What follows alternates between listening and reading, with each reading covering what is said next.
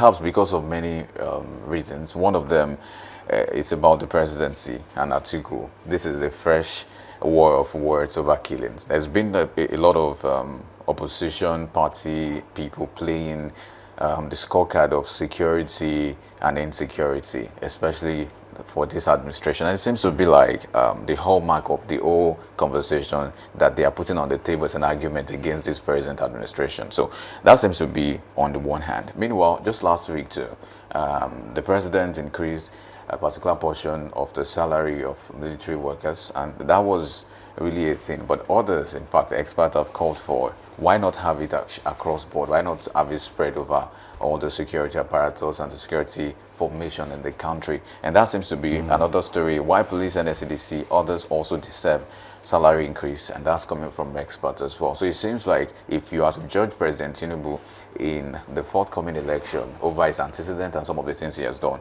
many persons will they'll play the card of insecurity. But again, Atiku has called again that, there's a bit of incompetence on the side of the presidency. But presidency is also trying to trade words to say, you know what, we're doing what we can do and we are getting better and a lot of things. But let me just get your overview idea on this whole issue. In politics we have government and oppositions, and I think the oppositions are doing their work by challenging the presidency to try and do more in the area of insecurity. I could remember recently the president has expanded the forest rangers by enlisting many more people. I can remember the president has created 4 new divisions into Nigerian military so that military can have more access to all the security prone areas. I can also recall that the president has enlisted United States of America to help in collaborations so that we can tackle insecurity. And I can also, because I follow the link of Nigerian military, Nigerian police, to monitor their activities. So I think the president is not sleeping on this issue, and the opposition too should make issues out of it so that the president will not relax. Increasing the salary of the military is commendable, and the police, Nigeria, all the security apparatus should also have salary increments. In fact, all the civil servants should have salary increments. That is what all I've been advocating for, and I think the president will look into that direction. All right. Before I move on from that particular conversation, do you think this administration is doing enough in terms of security? Well, the issue of enough is relative. We cannot conveniently say that enough this is what has been done until we have results. Do we have any result that kind of like shows that there's an improvement? Yes, we have results. In Niger State, some people were kidnapped for some months. They've been recovered and they've been reunited with their families. But about 25 children died in that particular recovery. Well, these are some of the things that we try to avoid when issues like that occur. It's better we don't get to that stage at all than when the situation now arises. We have to find solutions. So it's not always an easy thing, especially the issue of insecurity, because it's not a conventional war that you know where your enemies are. It is a guerrilla warfare. So it's a continuous effort. It's a continuous engagement. Federal government has also pushed for state security, state police. By the time all these things come into fruition, we will have more formidable security architecture that will be able to give us a better result.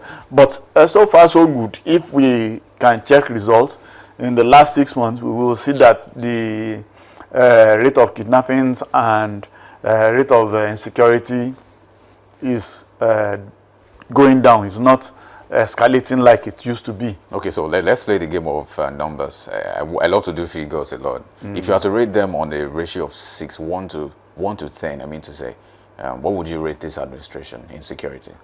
I would give them 5/10. 5 is average. Yes. Because there's so much more they can do. Yes. All right. So just last week also, there was also the conversation of the NLC saying they want to propose 500,000 naira as the minimum wage to the federal government. Speak to this. What do you make of this? Well, it's a proposal.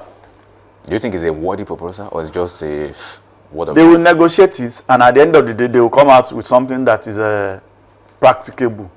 That the federal government can pay. Not practicable. It's not practicable, we know. They asked when the issue of minimum wage came up in 2023. They asked for something ridiculous, as some of us know that it's not practicable. It depends on what we can afford. It is what the Nigerian economy can afford to give that will be agreed upon. It's not what they propose. So, but do you think, in your own estimation, that the lowest earner in the country should have at least 500,000 naira, considering the economic hardship in the country? I know it is not practicable. Why is it not practicable? People at the Senate level are earning millions. Anybody who wants to earn that who can also get. But they're also working for the same government. They also have a role to play in national after 4 years, and they lose their job. That's the end. So they have to get everything they need before they leave office. I'm not saying they have to get everything they need. What I'm saying is that, in fact, there's an agency of government created by Obasanjo government. It is this agency that fixes their salaries. So it is not really them. But can we bring it down? There's been conversations about cutting down on cost of governance in this country. But it seems like everybody's not looking, especially governments of the day and even the past government and administrations have not looked in depth into these things. There is nothing bad in having that debate. There is nothing bad in having that conversations. And there is nothing bad in considering it. It's just that the idea that some people begins to concentrate all their energies upon that kind of conversation, may I see it as something that is a distraction. What I consider important is we should work on how to make our economy buoyant for everybody across the board. Whether you are a barber, you are a taxi driver, you are an Okada driver, you will have money to solve your problems. Once you have that, whatever anybody else will not be your headache. So how we can make our economic more robust and more prosperous is what I think we should concentrate our energies upon. And President Tinubu, for example, is aiming for a $1 trillion economy. That is audacious. If we can continue to do things that will give us that kind of leverage, everybody will benefit from that kind of economy. So we should work towards expanding, making our economy robust. If that happens, everybody will be well catered for. Now, Mr. Trudeau, let's take a quick drive, perhaps a flight to Osun State. There's been a lot of quagmire, hula baloo, problems, chaos, as you may. Of course, it's because the elections is fast, very, very close now. We have just a few more days to the elections in Osun State. There's been conversations as to federal might coming into play. There's been power tussle between people, non-state actors even, and state actors as well. But the conversation on the Vanguard newspaper this morning has been on Oyinlola leads PDP faction to endorse Oyebamiji. There's been conversations also last week about the freezing of the account by the EFCC, and then the president coming out to say, revert this. This should not happen at this time. And there's been ongoing situation of people being killed in Osun State. So I want to get what you make of this. What do you make of the whole entire Osun election? The issue of Osun election is completely unacceptable. Election should not be a do or die affair. We should not begin to kill ourselves because of elections. I detest violence and I will never encourage it in any form or shades. Our politicians should learn. The people they are using too should learn. The politicians have their children somewhere enjoying where it is safe. But they are foot soldiers on the streets.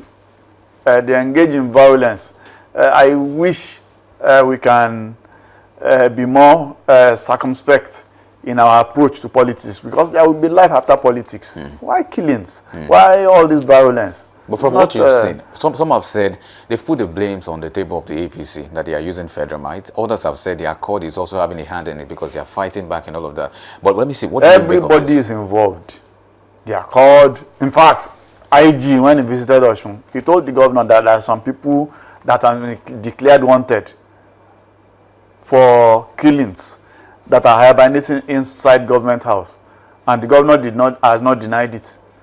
Some people have been arrested who led gangs to go and attack some gangs. One of the commissioner of in Osun State has also been arrested.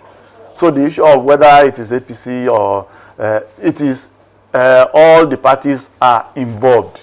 All the major parties like APC, like Accord, all of them are involved. And I think it's still a sad spectrum that our politics is still battling with this kind of anomaly.